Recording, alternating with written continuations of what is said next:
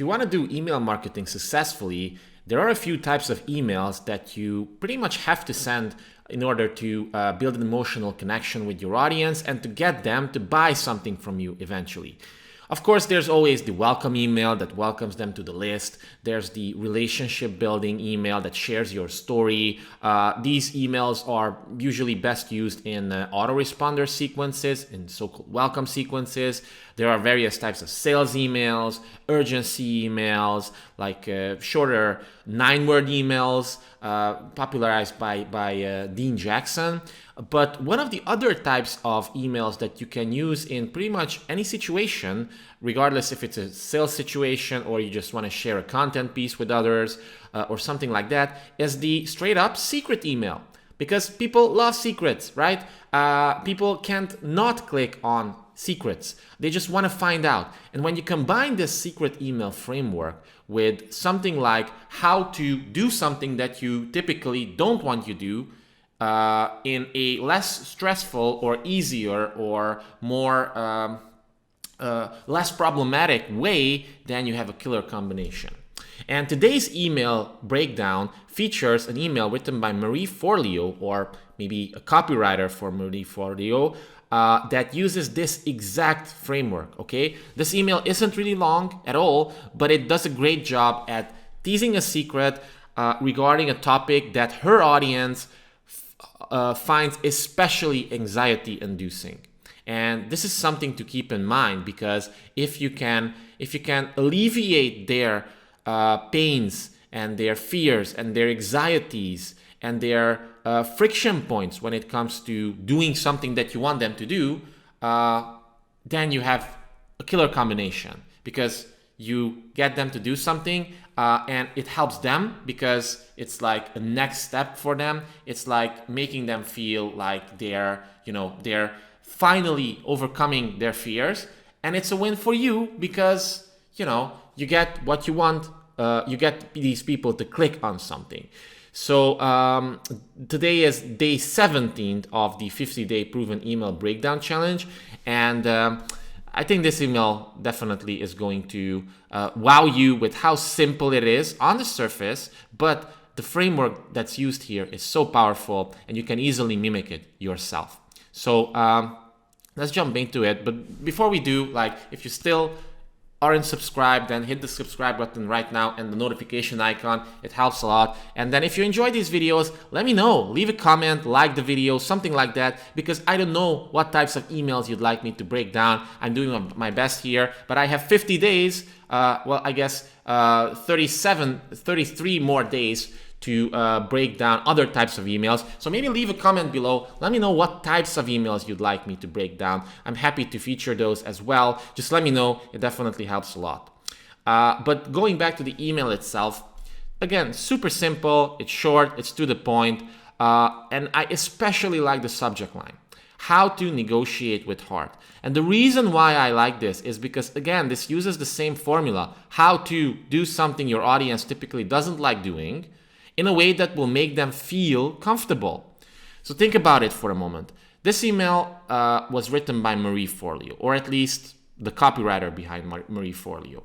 So Marie's audience is primarily made up of women, women who want to be more successful. They have entrepreneurial tendencies. They want to look hot, successful, and maybe even hip in a sense. But the problem with this audience, it's not a problem, but one thing that you have to keep in mind is that these people, these women, they probably don't like the typical confrontative negotiation setting. They don't like to have that hard style to try to convince someone else to do something or to ask for something, right? On average, from a psychological point of view, on average, again, most women, they're more passive when it comes to these things compared to men. Most women, they don't like confrontation so much as most men. Again, I'm talking about averages. We all know women who are much more, they like to engage with these direct things. But on average, this is the case. And I think the copywriter behind this email definitely knows this. And that's why she wanted to present a benefit which is definitely very interesting and very valuable for our target audience: how to negotiate. Because yeah, you have to negotiate to get more from life, to get more money, to get more of what you want, but how to do it with heart, right? And this, I think it relates to how nowadays a lot of coaches, consultants, and experts and authorities call themselves heart-centered entrepreneurs or heart-centered coaches or something. It's basically something that relates to doing something from an internal motivation, from doing it with heart, doing it without being, sleazy or trying to manipulate something. And I definitely like this positioning, because I also enjoy working with heart-based entrepreneurs the most. I am also a heart-based entrepreneur in a sense. So I definitely like the subject line. And I think, again, let's say for Ben Settle's audience, this would mean nothing. They would be like, why are you giving me like weird emojis and stuff? But for this audience, it's definitely something that they want to hear. And then the beginning of the email relates to this, like almost immediately. Hey Derek, does the thought of negotiating make you squirm? You're not alone. So we start with a question, an anxiety-inducing question, because most people are afraid of negotiation, right? But even men, not just women at all. And I remember when I was following Ramit Sethi more closely a few years back, at one time he mentioned a story about trying to launch a negotiation course. Maybe he even launched it at the end, but it wasn't really that super successful. How to negotiate anything or something like that, because he realized that ultimately people just don't want to negotiate. They want the end result, but they don't want the process of negotiating. So basically at the end he repackaged the same information and positioned it as something else. And I think he had like an Earn 1K course, like how to earn your first $1,000 as a freelancer, as a side hustle or something like that. And he integrated many of those negotiation elements into that course, because then he was selling the end result, the how to make $1,000. He wasn't selling the process of negotiation itself that people don't want, right? They just don't want it. It's the fact of life, because it makes them feel, stressed, and it's anxiety-inducing, and it's they don't want the potential drama that comes of it. A lot of people are straight up, afraid to ask for something. Especially they might have like their upbringing prevents them from going all in. Some people, like, they're totally different. I get this because I also, like, my upbringing had zero entrepreneurial stuff, like. Right, my parents, both of them are engineers, and they never really negotiated anything in life, I think. So yeah, I had to learn this from an outside source, and even to this day, sometimes it's it feels wrong to negotiate. But at the same time, I know that I know the value that I can provide someone. For example, a potential client. And if I don't negotiate, or if I don't stick to my prices, for example, I know that we're both gonna experience negative things because of that, right? I can do the best work when they also value my work, right? So I think this mindset is different, is important to understand, because it makes the email more powerful. And I think people who are in this situation, who this email goes out to, they understand this. So does the thought of negotiating make you squirm? Most people would say yes on this list. And then Marie continues, you're not alone. Again, very important, because it's emotional support. And Marie's brand leans heavily into emotional support. She's always trying to increase the confidence of her audience. She's always trying to position online business building as something fun, right? Something that yes, takes effort, but will be there to support you. You're not alone. You're in this tribe of mentors.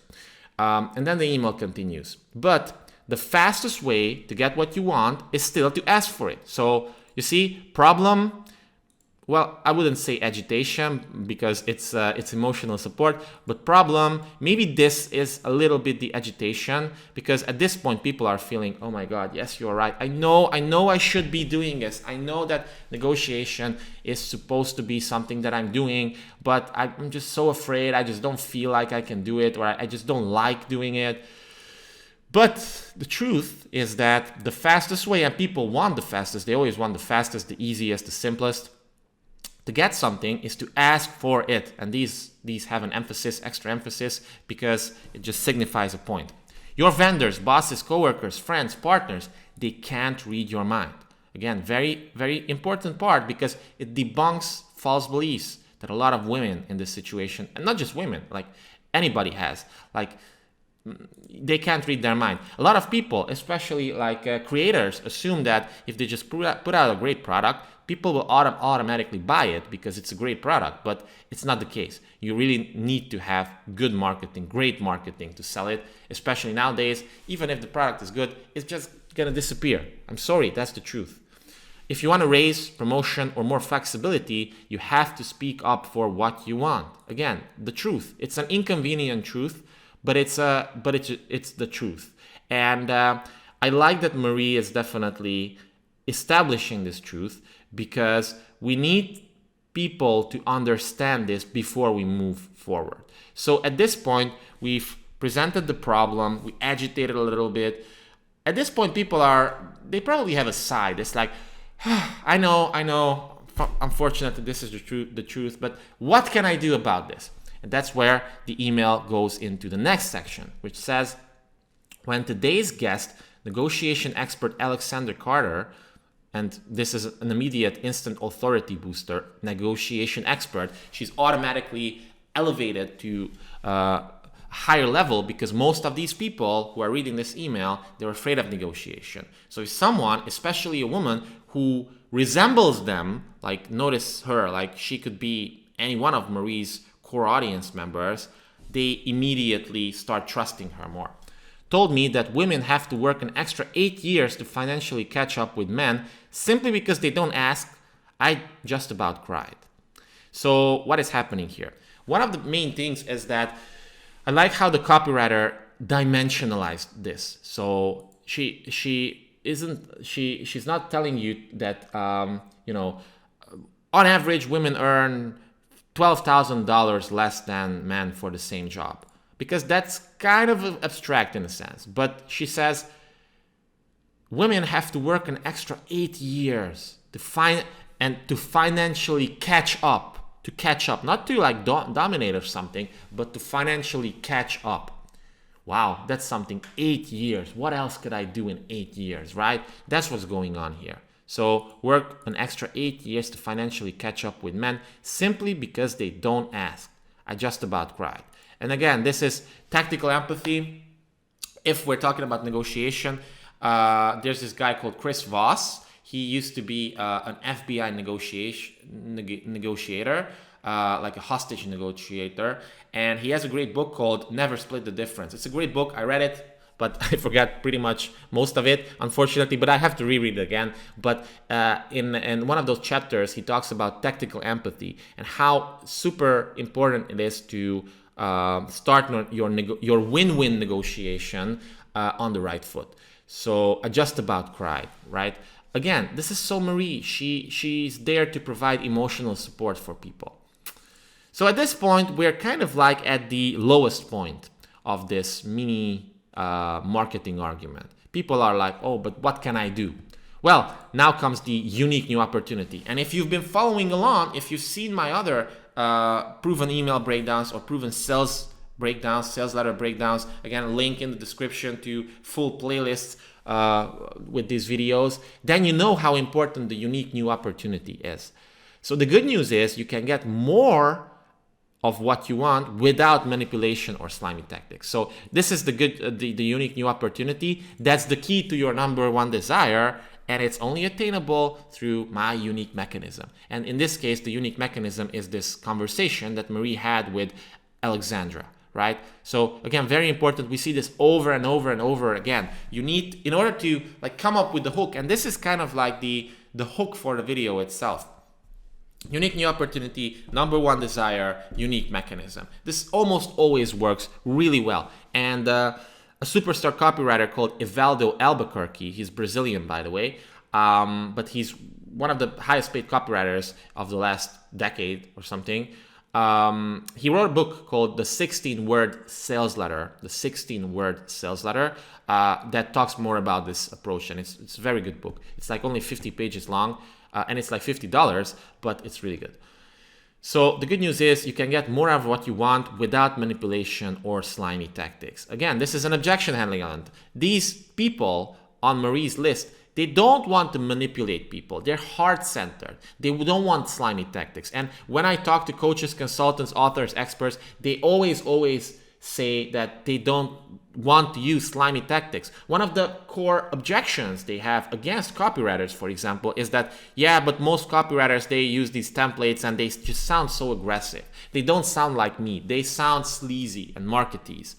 And it's the truth. It's the truth. Like, most people do sound like that, unfortunately. But that's why I'm hoping that you learn a lot of ethical persuasion techniques from these videos that I'm doing. And you are not trying to just bash people over the head with your slimy style. It just doesn't work so well anymore, and I just don't like it. So yeah, after this unique new opportunity, we have the call to action link. We also have a video with a little play button. This probably increases, like, they have to test it, of course, but this probably increases click-through rates because people can also click this. And, you know, we are kind of at this point we're conditioned to click these play buttons, right? It's just what we do. We click on videos.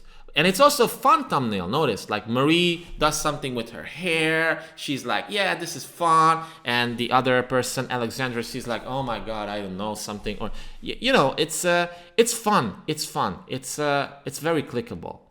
And it doesn't seem super polished, right? And that's intentional here. Marie, she has amazing content quality, but it's intentional why she just has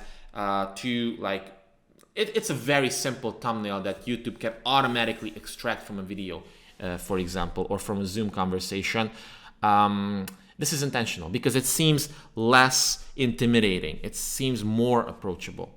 So then after the links, Derek, asking for what you want is not selfish. Again, a huge belief shifting and preemptive objection handling element, because a lot of people feel like, oh, but if I negotiate, I'm gonna appear as selfish, and I'm just not a selfish person. I'm a heart-centered person.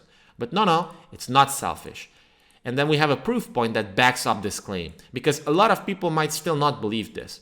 As Alex so wisely said, when you teach someone how to value you, you teach them how to value all of us. And I like this quote. It's just, it's wisdom. Like, when you teach someone how to value you, you teach them how to value all of us. It's a very tweetable quote here. And I think it's a great way to end the email itself, because it gives people that extra push they need to click the button. With so much love, and there's the little heart icon as well, Marie.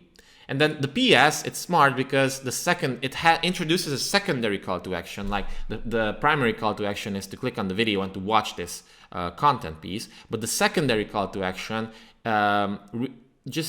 it's to get people to subscribe to her podcast. So it's like, it's a low-hanging fruit type of call to action, and it relates to the main point. So it has this honesty to it. It's like, to practice what I preach in this episode, right? I was preaching for you to ask for it, right? So I'm also practicing it. I'm also asking for it.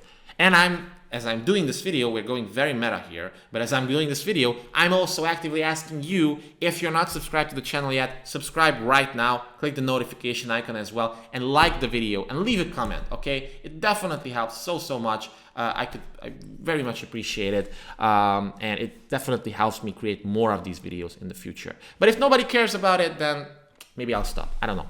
So to practice what I preach in this episode, I'll ask for you to head over to Spotify or Apple Podcasts and subscribe to the Marie Forleo podcast. We've got some fabulous interviews lined up for you over there. And this is a reason why element. It just gives an organic reason why you should do something. So Marie asked you to subscribe to her podcast, and there's a reason why you should do it. Yeah, because there's a lot of fabulous interviews coming up there shortly, and you're gonna get these if you subscribe. So yeah, that's the email.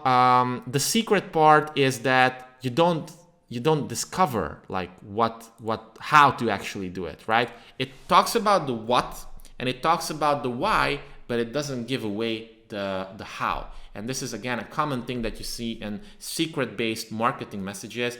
For the how, you have to click something or buy something. That's how you discover the how. I also give you the how in most of these videos, which according to traditional marketing wisdom, it's not a good idea because you're giving away too much, but I don't know, sue me. That's like my style. I like to teach a lot. And I know that this isn't what YouTube's algorithm want, and if I were to use more like stories that tease something or more emotional hooks or something like that, I would be more successful. People would watch these videos more, but it is what it is. I am what I am. So that's why you can enjoy these videos for free. But it definitely helps if you support by liking, commenting, sharing this video, and subscribing if you're still unsubscribed. So yeah, thank you so much for watching. I appreciate it, and see you in the next one. Bye.